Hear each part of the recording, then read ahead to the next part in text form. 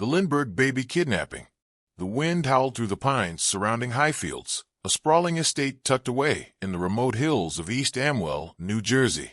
It was March 1st, 1932, and the night carried a restless chill, as if the darkness itself held its breath. Inside the stately home, the flickering glow of a single lamp illuminated the nursery on the second floor, where a small form lay sleeping beneath a soft blanket. The child, just 20 months old, was Charles Augustus Lindbergh, Jr., the son of a man whose name was synonymous with courage, fame, and the boundless ambition of a nation. But this was no ordinary night. Somewhere in the shadows, a predator was watching, driven by a motive as old as sin itself, greed. The stage was set for a crime that would sear itself into the American psyche, a nightmare so ghastly it would be dubbed the crime of the century. Charles Lindbergh was no mere man. He was a legend, a titan of the skies. In 1927, at the age of 25, he had etched his name into history by piloting the Spirit of St. Louis on the first solo, non-stop transatlantic flight from New York to Paris. The world had watched in awe as this lanky, unassuming Midwesterner conquered the Atlantic, defying death and distance in a flimsy single-engine plane. Overnight, he became America's golden son, a symbol of progress and daring in an era still reeling from the Great War. His face adorned newspapers, his name echoed in radio broadcasts, and his every move was shadowed by a relentless press. Crowds mobbed him wherever he went, their adoration bordering on worship. But fame, like a beacon, cast both light and shadow, and in those shadows lurked those who saw Lindbergh not as a hero, but as a target. By 1932, Lindbergh had settled into a quieter life, or so he hoped. He had married in Morrow, a poised and intelligent woman, the daughter of a diplomat, whose own talents as an aviator and author complemented his. Together, they sought refuge from the public eye in their newly built home in Hopewell, New Jersey, a place they called Highfields, a sanctuary meant to shield their young family from the chaos of celebrity. Their son, Charles Jr., nicknamed Charlie, or the Eaglet by an enamored press, was the center of their world. Born on June 22, 1930, the blonde, blue-eyed toddler was the embodiment of their dreams, a fragile piece of their carefully guarded private life. Yet, even in this secluded retreat, the Lindberghs could not escape the weight of their fame. The world's eyes followed them, and with those eyes came envy, obsession, and for some, darker intentions. The early 1930s were a time of desperation in America. The Great Depression had plunged the nation into economic despair, with millions out of work, their dreams shattered like glass under the weight of poverty. In such times, the wealthy became lightning rods for resentment, and the Lindberghs, with their sprawling estate and storied fortune, were no exception. Kidnapping, once a rare crime, had become a grim epidemic. The snatch racket, as it was called, thrived in the shadows of the era's desperation. Criminals, often organized gangs, targeted the children of the rich and famous, knowing that families would pay any price to see their loved ones returned. In 1932 alone, nearly 3,000 ransom kidnappings were reported across the United States, each one a chilling reminder that wealth could buy safety only up to a point. For those driven by greed, the Lindbergh name was a golden ticket, a chance to extort a fortune from a man whose every move was watched by the world. The motive for what would become the crime of the century was as cold and calculating as the night itself. A ransom of $50,000, an astronomical sum in 1932, equivalent to nearly $1 million today, was the price set for the life of little Charlie. The kidnapper, or kidnappers, saw in the Lindberghs' fame and wealth an opportunity to exploit a parent's worst fear. The plan was audacious: to slip into the heart of the Lindbergh sanctuary, snatch their only child from his crib, and vanish into the night, leaving behind a trail of terror and a demand for gold. The ransom note, scrawled in broken English and riddled with misspellings, would later reveal a mind both cunning and crude, a predator who knew the value of their prey but lacked the polish to conceal their own flaws. "Dear Sir," it would read, "have $50,000 ready. We warn you for making anything public or for notify the police the child is in gut care." The note's chilling promise of safety would prove to be a cruel lie, but on that fateful night, It was the first spark of a nightmare that would consume a nation. Highfields was not just a home.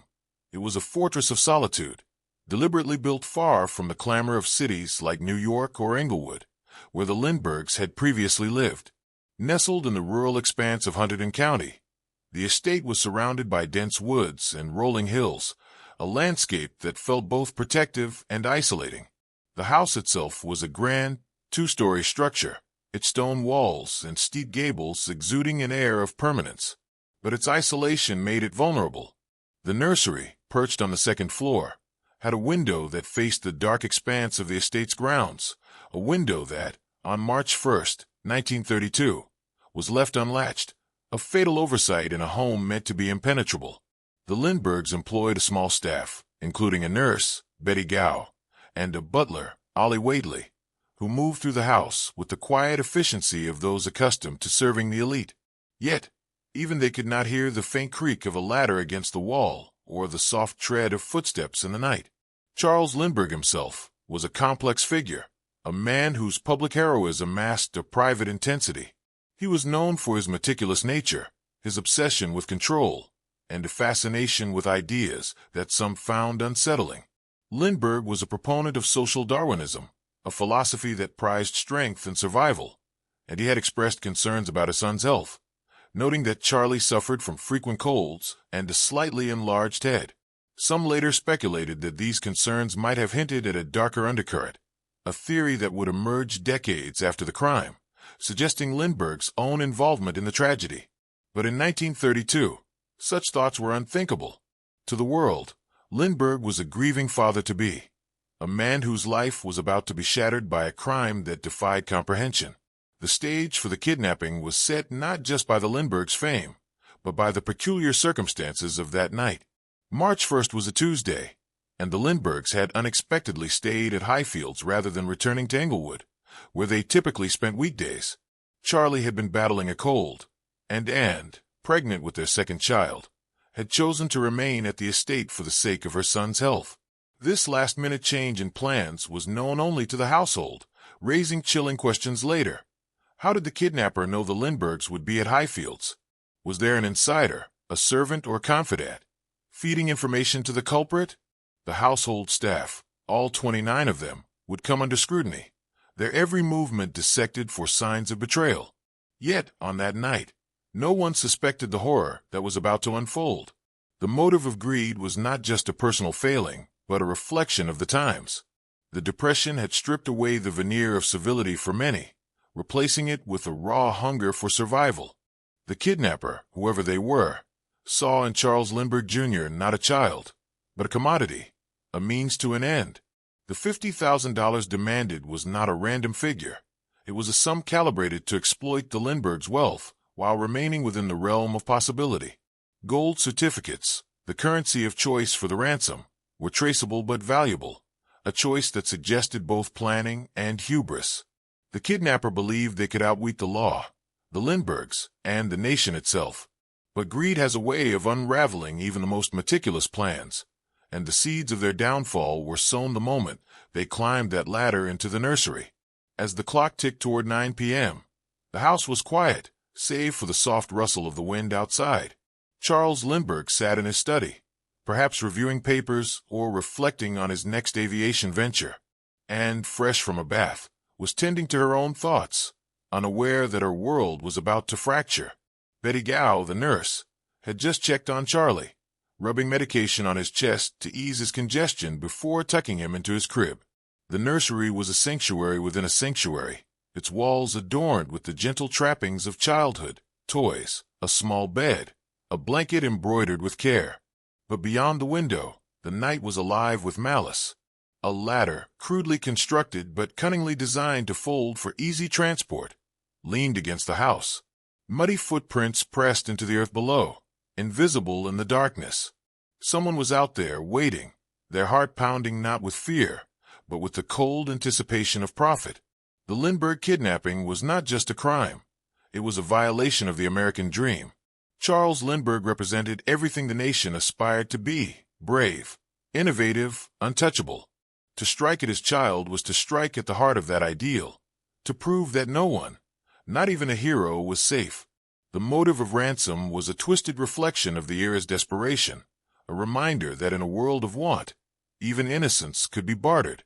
As the kidnapper crept closer to the nursery window, the stage was set for a tragedy that would grip the nation, a story of loss, betrayal, and a haunting question that lingers to this day. Was justice truly served, or did the real truth die with the child in the woods? The answer, like the night itself, remained shrouded in shadow, waiting to be uncovered. The night of March 1st, 1932, was a thief's canvas, painted in shadows and whispers. Highfields, the Lynn tomcat-like stealth. A predator slipped through the darkness toward the Lindbergh estate, their breath of faint mist in the icy air. The house stood silent, its stone facade a sentinel against the world, but no fortress could withstand the audacity of greed. Inside, Charles Augustus Lindbergh, Jr., a cherub of 20 months with curls of gold and eyes like the summer sky, slept soundly in his crib. The nursery window, unlatched and vulnerable, was a siren's call to the intruder. What unfolded in those fleeting hours would unravel a nation's heart, igniting a frenzy of desperation, deceit, and a ransom chase that twisted through the underbelly of America's soul. It was just after 9 p.m. when Betty Gow, the young Scottish nurse with a gentle touch, slipped into the nursery to check on little Charlie. The room was warm, scented with the faint menthol of Vicks Vapor Rub she'd applied to ease the boy's cold. The crib stood against the wall, its white blanket neatly tucked. But as Betty leaned closer, her heart lurched, a sudden, sickening void where the child should have been. The blanket was crumpled, the crib empty. Her breath caught, a scream stifled in her throat. She ran to and Lindbergh, who was in her bedroom, her pregnant glow dimmed by fatigue. "Mrs. Lindbergh," Betty stammered, her voice trembling. "The baby, he's gone." Anne's face drained of color, her hands clutching her swollen belly, as if to shield her unborn child from the horror already unfolding. Charles Lindbergh, the man who'd conquered the Atlantic, stormed into the nursery, his piercing blue eyes scanning every inch of the room. The window was ajar, a cold draft snaking through. On the radiator beneath it, a plain white envelope sat like a venomous snake, its presence an insult to the sanctity of their home. Lindbergh's fingers, steady enough to pilot a plane through storms, trembled as he tore it open. The note inside was scrawled in jagged, broken English, the words dripping with menace. "Dear Sir, have $50,000 ready. We warn you for making anything public or for notify the police the child is in gut care." A crude symbol, 2 interlocking circles with a red, marked the page, a cryptic signature that burned itself into Lindbergh's mind. The ransom demand was clear: $50,000 in gold certificates, a fortune in a nation crippled by the Depression. But it was the final line, a promise of gut care, that twisted the knife, a lie that would haunt the Lindberghs for weeks. The scene outside was a tableau of dread. Muddy footprints marred the ground beneath the nursery window, leading to 2 deep impressions where a ladder had rested. The ladder itself, discarded in the bushes 70 feet away, was a crude thing, handcrafted with splintered wood and a broken rung, as if it had buckled under the weight of its own sinister purpose. Lindbergh's mind raced. This was no impulse, no act of passion. Someone had planned this, watched them, known their habits. The realization was a cold blade against the spine. Highfields, their sanctuary, had been betrayed by its own isolation. And soft sobs echoed through the house as Charles barked orders to the staff, his voice a steel trap barely containing his fury. "Don't touch anything," he commanded, already sensing the weight of a nation about to descend upon them. By 10:30 p.m., the Hopewell police were swarming the estate, their flashlights cutting through the fog like knives. The local force, unaccustomed to crimes of such magnitude, fumbled in the face of the Lindberghs' fame. Word spread like wildfire, and soon, state troopers and reporters clogged the narrow roads to Highfields, their headlights casting eerie silhouettes against the trees. The press, ravenous for a story, turned the crime scene into a circus, trampling evidence in their frenzy. Charles, ever the commander, took charge, his aviator's precision guiding his actions. He insisted on handling the ransom negotiations himself, distrusting the police, who seemed overwhelmed by the spotlight. The nation held its breath, captivated by the tragedy of its golden hero, now a father stripped bare by fear. The ransom note was the first thread in a web of deceit. On March 4th, a second note arrived, raising the demand to $70,000, as if the kidnapper sensed the depth of the Lindberghs' desperation. "We have warned you not to make anything public," it taunted, the misspelled words a mocking echo of the first.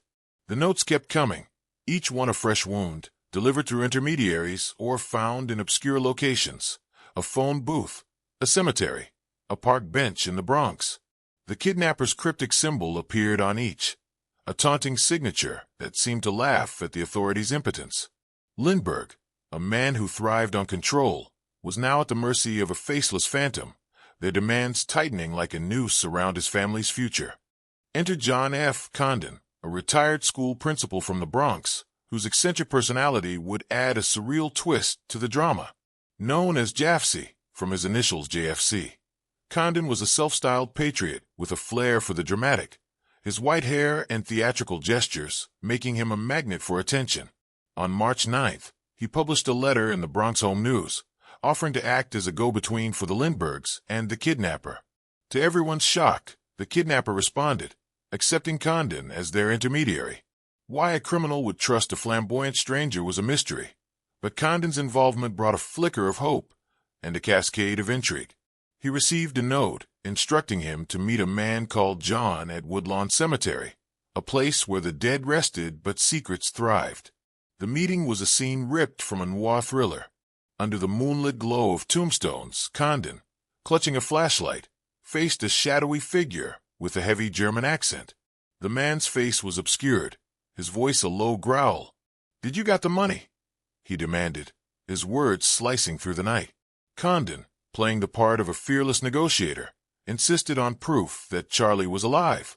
The stranger promised to send a boy's sleeping suit as evidence, then vanished into the darkness, leaving Condon's heart pounding with both fear and exhilaration. Days later, a package arrived at Condon's home, a tiny gray sleeping suit, stained and worn, unmistakably Charlie's. Anne's hand shook as she identified it, her tears a silent scream. The proof was real, but it carried a chilling subtext. The kidnapper had the child, and time was slipping away. The ransom exchange was set for April 2nd, 1932, at St. Raymond Cemetery in the Bronx, a place as grim as the task at hand. Lindbergh, against police advice, insisted on delivering the money himself, his resolve as unyielding as the steel of his spirit of St. Louis. Condon carried a wooden box stuffed with $50,000 in gold certificates, the bills meticulously recorded by Treasury agents in a desperate bid to trace them. The night was thick with tension, the air heavy with the scent of damp earth and impending betrayal. At the cemetery's edge, the same accented voice called out from the shadows. "Give me the money," it hissed. Condon handed over the box, receiving a note in return, a promise that Charlie was on a boat called the Nellie, off the coast of Massachusetts. Lindbergh's heart soared for a fleeting moment, the hope of reunion afire in his chest. But hope is a cruel mistress. Lindbergh, with the Coast Guard and a fleet of planes, scoured the seas for the Nellie. Days turned to weeks, and no boat was found. The note was a lie, a cruel mirage crafted to buy the kidnapper time. The nation, glued to their radios, felt the sting of betrayal alongside the Lindberghs. The press churned out headlines, each one more lurid than the last. Eaglet stolen. Lindbergh's agony. The public devoured every detail, their fascination tinged with a voyeuristic thrill. Women sent and letters of sympathy, while others whispered of curses on the Lindbergh name. The case had become a national obsession, a dark mirror reflecting America's fears and desires. Then came the discovery that shattered all illusions. On May 12, 1932, a truck driver named William Allen pulled over near Mount Rose, New Jersey, just 5 miles from Highfields. Stepping into the woods to relieve himself, he stumbled upon a horror that would haunt him forever. Half buried in the damp earth, beneath a tangle of leaves, was the body of a child. The tiny form was decomposed, the blonde curls matted with dirt, the skull fractured. A coroner's report later confirmed the worst. It was Charles Lindbergh Jr., dead for weeks, likely killed the night of the kidnapping. The cause of death was a blow to the head, possibly from a fall or a deliberate act. The latter, that crude instrument of theft, may have been Charlie's unwitting executioner, its broken rung a silent witness to a fatal stumble.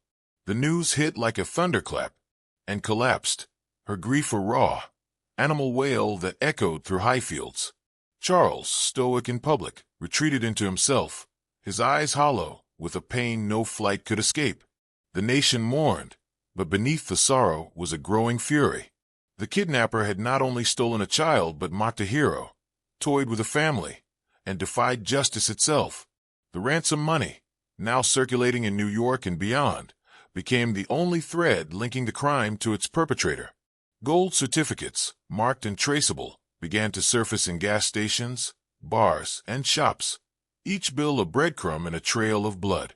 The discovery of Charlie's body was not the end, but a turning point, fueling a manhunt that would burn with a vengeance as fierce as the crime itself. The tension that had built to a fever pitch, the desperate search, the cryptic notes, the shadowy meetings, resolved in the cold reality of a child's grave. Yet, the story was far from over. The kidnapper was still out there, spending the Lindberghs' money, believing they had outwitted the world. But every bill they spent was a step closer to capture, every transaction a tightening of the noose. The nation, gripped by a mix of horror and fascination, waited for the next act in this macabre drama, their curiosity as insatiable as the darkness that had swallowed little Charlie. The stage was set for a pursuit that would shake the foundations of justice, and the shadow of Highfields would loom long over America's heart. The air in America was thick with vengeance in the spring of 1932. The discovery of little Charles Lindbergh Jr.'s body in the damp woods near Hopewell, New Jersey, had ignited a fire in the nation's heart, a fire that burned with grief, rage, and an insatiable hunger for justice. The Lindberghs, once untouchable icons of American triumph, were now a symbol of shattered dreams, their tragedy a wound that bled across every headline and radio wave. The kidnapper, that shadowy phantom who had slipped through the night to steal a child and a nation's innocence, was still at large, their identity cloaked in mystery. But they had left a trail, glittering and treacherous, in the form of $50,000 in gold certificates, marked bills that whispered their guilt with every transaction. The manhunt that followed was a relentless, coast-to-coast pursuit, a dance of cat and mouse that would electrify the nation, each twist and turn laced with the seductive allure of a predator's hubris and the law's unyielding resolve. The investigation was a colossus, unprecedented in its scope and ferocity. Charles Lindbergh, the hero who had conquered the skies, now stood at the helm of a different kind of mission, his piercing blue eyes scanning every lead with the precision of a pilot navigating a storm. But this was no solo flight. The New Jersey State Police, led by the steely Colonel H. Norman Schwarzkopf, father of the future Gulf War general, marshaled forces that spanned federal, state, and local agencies. The Treasury Department, the FBI, still in its infancy under J. Edgar Hoover, and even the New York City Police joined the fray, their combined mighty juggernaut aimed at a single target. The nation's eyes were on them, the press a relentless shadow, turning every clue into a spectacle.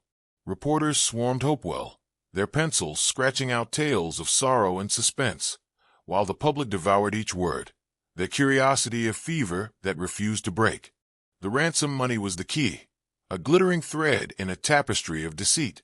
The $50,000 in gold certificates, meticulously recorded by serial number before the cemetery handover, was now circulating through the underbelly of New York and beyond. These bills, once a symbol of the Lindberghs' desperation, were now a noose tightening around the kidnapper's neck. Every time a marked bill surfaced, at a gas station, a bar, a corner store, it was a taunt, a whisper of the culprit's arrogance. The Treasury Department issued alerts to banks, merchants, and citizens. Watch for these bills, report them, and trap the killer. The nation became a network of spies, every cashier and shopkeeper a potential hero in the quest to avenge the eaglet. The bills began to appear with chilling regularity, each one a pulse in the manhunt's beating heart, leading investigators closer to their prey. In the Bronx, the trail grew hot. The gold certificates were popping up in clusters, $10 here, $20 there, spent on mundane purchases like gas, groceries, or a night at the movies. The pattern was bold, almost reckless, as if the kidnapper believed they were untouchable. Detectives mapped the transactions, their fingers tracing lines across the city, narrowing the search to the borough's gritty streets. The bills were often passed by a man with a German accent, his face shadowed by a hat, his movements quick and deliberate. Witnesses described him as unremarkable yet unsettling, a figure who melted into crowds but left a chill in his wake.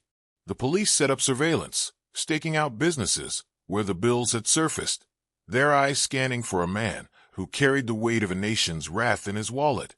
Enter Bruno Hauptmann, a name that would soon become synonymous with infamy. Hauptmann was a 35-year-old German immigrant, a carpenter by trade, with a lean face and eyes that held a guarded intensity. He had arrived in America illegally in 1923, fleeing a criminal past in Germany that included theft and burglary. By 1932, he lived in a modest apartment at 1279 East 222nd Street in the Bronx, with his wife, Anna, and their infant son, Manfred. To neighbors, he was quiet, unassuming, a man who worked with his hands and kept to himself. But beneath the surface lay a darker truth. Hauptmann was no stranger to greed, and the Depression's cruel grip had only sharpened his hunger for wealth.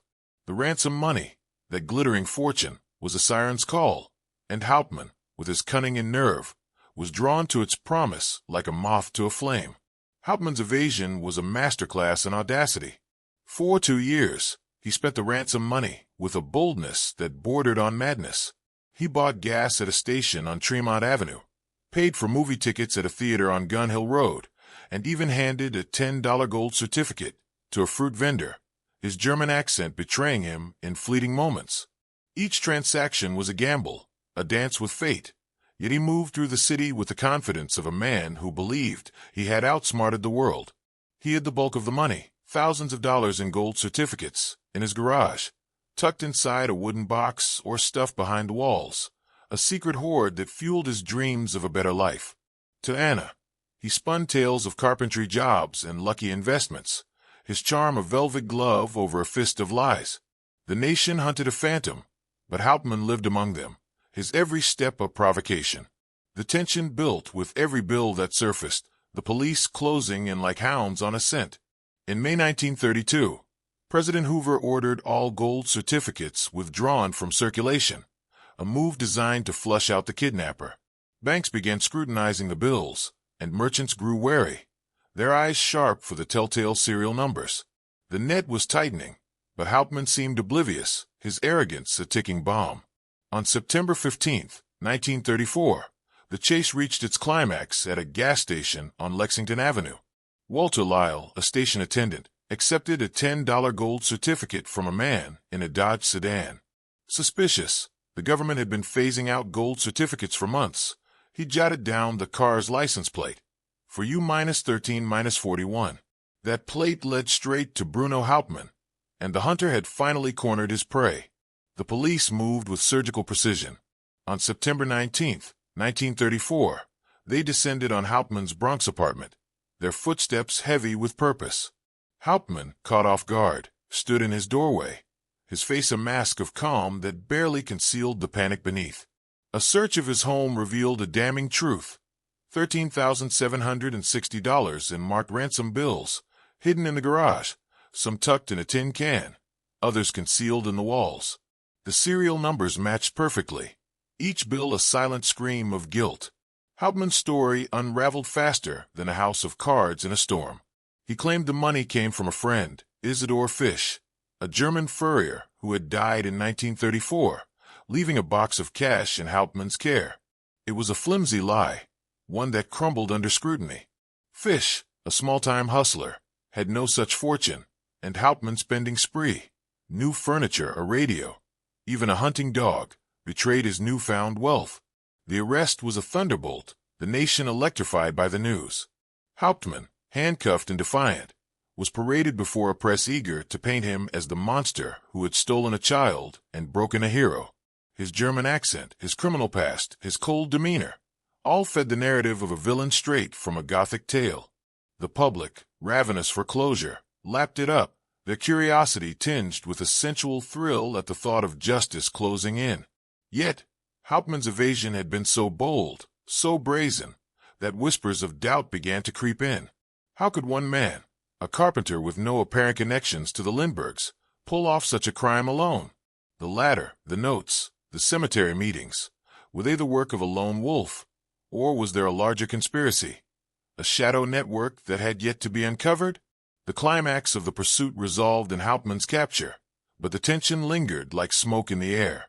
The marked bills, once a taunting trail, had become his undoing, each one a breadcrumb that led the law to his door. The nation exhaled, but not fully. The arrest was a victory, yet it raised new questions. Hauptmann's story about fish was laughable, but his stubborn insistence on innocence was unsettling. The police, triumphant, prepared for a trial that would captivate the world, while the Lindberghs, still cloaked in grief, faced a new ordeal, confronting the man accused of their son's murder. The manhunt had ended, but the story was far from over. The courtroom awaited, a stage where truth and deception would clash, and the shadow of little Charlie's death would loom large, demanding answers that might never come. The Bronx morning of September 19th, 1934, was heavy with the scent of rain and retribution.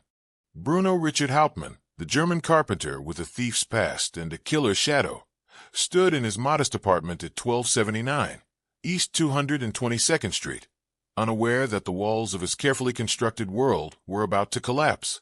The marked gold certificates, those glittering betrayers of his greed, had led the hounds of justice to his door. As police boots thundered up the stairs, the nation held its breath, electrified by the promise of closure in a case that had torn at America's heart. The arrest of Hauptmann was not just the end of a manhunt. It was the opening act of a courtroom drama that would captivate the world, a spectacle of truth and deception where every word dripped with the weight of a child's life. Yet, even as the gavel fell, whispers of doubt would linger, seductive and unsettling, leaving the story's end as elusive as the shadows that birthed it. The arrest was a scene of raw intensity. Hauptmann, lean and sharp-eyed, faced the police with a defiance that bordered on theatrical. His hands, calloused from years of wielding a hammer, were cuffed as detectives tore through his home, their search a surgical strike. In the garage, hidden behind wooden panels and stuffed in a tin can, they found $13,760 in marked ransom bills, each serial number a silent scream, tying him to the Lindbergh kidnapping. Hauptmann's voice, thick with a German accent, spun a desperate tale.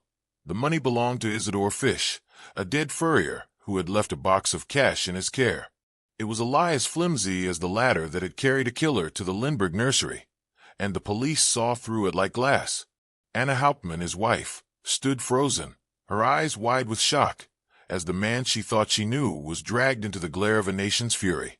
The trial, dubbed the trial of the century, began on January 2nd, 1935, in the small town of Flemington, New Jersey, a place transformed into a circus of spectacle and suspense. The courthouse, a squat brick building, was besieged by reporters, their cameras flashing like lightning, and crowds that swelled to thousands, their voices a chorus of rage and fascination. Hauptmann, dressed in a neat suit, sat at the defense table, his face a mask of stoic resolve, but his eyes betrayed a flicker of fear. Across from him stood David Willents, the New Jersey Attorney General, a sharp-tongued prosecutor whose every word was a blade aimed at Hauptmann's heart. The prosecution's case was a tapestry of evidence, woven with precision.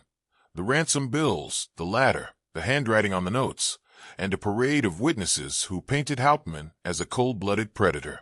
The courtroom was a stage, and every detail was a prop in a drama that held the nation spellbound. The ladder, that crude instrument of tragedy, was a centerpiece, its wood traced to a lumberyard near Hauptmann's home, one rail matching a plank missing from his attic floor. Handwriting experts, their voices dripping with authority, declared that the ransom notes, with their jagged script and misspelled menace, were Hauptmann's work. John F. Condon, the flamboyant Jaffe, took the stand, his white hair gleaming under the courtroom lights, and recounted his eerie meetings in moonlit cemeteries, swearing that Hauptmann's voice matched the shadowy John, who had taken the ransom money. Charles Lindbergh himself, a figure of mythic stature, faced Hauptmann in court, his steely gaze locking onto the accused. "That's the voice," Lindbergh testified, recalling a shout he'd heard during the ransom exchange, his words a thunderbolt that electrified the room. The prosecution's case was relentless, each piece of evidence a step closer to the gallows. Witnesses testified to Hauptmann's spending spree, new furniture, a radio, even a Dodge sedan, purchases far beyond a carpenter's means. A gas station attendant, Walter Lyle, recounted the moment he took a marked $10 bill and jotted down Hauptmann's license plate, a seemingly trivial act that had sparked the arrest. The tension built with every testimony, the courtroom air thick with anticipation, as if the ghost of little Charlie hovered above, demanding justice. The public, glued to their radios and newspapers, devoured every detail, their fascination laced with a sensual thrill at the thought of a villain unmasked. Women sent Lindbergh letters of support, while others whispered of Hauptmann's cold charisma, his defiance a dark allure that fueled endless speculation. Hauptmann's defense, led by Edward J. Riley, a bombastic lawyer with a taste for dramatics, was a desperate counterattack. Riley argued that Hauptmann was a scapegoat, framed by a nation desperate for closure. The fish story, though laughable, was Hauptmann's lifeline. He claimed the money was a surprise found in a box left by his dead friend. The defense called Anna Hauptmann, her voice trembling with loyalty, to testify that her husband was a hard-working man, not a murderer. But the evidence was a tidal wave, and Riley's theatrics, often fueled by alcohol, did little to stem it. The ladder, the money, the handwriting, all pointed to Hauptmann with a clarity that was almost cruel. Yet he never confessed. Not once did he break, his lips sealed even as the noose loomed. His silence was a taunt, a final act of defiance that sent shivers through the courtroom, leaving jurors to wonder, was this the face of guilt, or a man wronged by fate? The trial's climax came on February 13, 1935, when the jury delivered its verdict after 11 hours of deliberation, guilty on all counts, with a sentence of death. The courtroom erupted, cheers mingling with gasps, as Hauptmann sat stone-faced, his wife's sobs a haunting counterpoint. The nation exhaled, believing justice had been served, but the resolution was not as clean as it seemed. Hauptmann's appeals dragged on for over a year, each one a fresh twist in the saga. Governor Harold Hoffman, skeptical of the case's airtight narrative, granted stays of execution, citing inconsistencies. The latter's construction seemed beyond one man's skill, and Condon's erratic behavior raised questions about his role. Whispers of a conspiracy, a gang, an insider, even Lindbergh himself, swirled like smoke, too vague to grasp but too persistent to ignore. On April 3, 1936, the end came in the electric chair at Trenton State Prison. Hauptmann, still proclaiming his innocence, faced his fate with a chilling calm. "I am innocent," he said, his final words a dagger to the heart of certainty. The switch was thrown, and the man who had become America's most hated villain was gone, his body a husk of secrets that would never be told. The Lindberghs, cloaked in grief, retreated from the public eye, their lives forever scarred. Ann's memoirs would later speak of a pain that never healed, while Charles, ever stoic, buried himself in work, his hero's aura dimmed by tragedy. The nation mourned, celebrated, and then moved on, but the case left a shadow that lingered like a lover's unanswered question. Yet, the story's end was not an end at all. Doubts festered, seductive and insidious. Was Hauptmann truly alone, or was he a pawn in a larger game? The ransom note's broken English seemed forced to some, a mask for a more cunning mind. The latter, so perfectly tailored to the crime, raised questions about accomplices. And Lindbergh's own behavior, his insistence on controlling the investigation, his reluctance to involve the FBI, fueled wild theories, from a staged crime to cover a family secret to a plot tied to his controversial political views. Decades later, books and documentaries would pick at the case's seams, suggesting everything from organized crime to a cover-up by the elite. The truth, like the night Charlie was taken, remained cloaked in darkness, a mystery that teased and tormented. The Lindbergh kidnapping was more than a crime. It was a mirror held up to a nation's fears and desires, a tale of greed, betrayal, and a justice that felt both triumphant and hollow. Hauptmann's execution closed one chapter, but it opened a door to questions that still haunt. Did the real mastermind die in that chair, or did they slip away, laughing in the shadows? The answers, if they exist, are buried somewhere in the past, waiting for a curious mind to unearth them. To find out what secrets might still lurk in the shadows of Highfields, and whether the truth will ever emerge, follow our channel for the next chapter of this chilling saga. A story that refuses to rest, just like the ghost of little Charlie.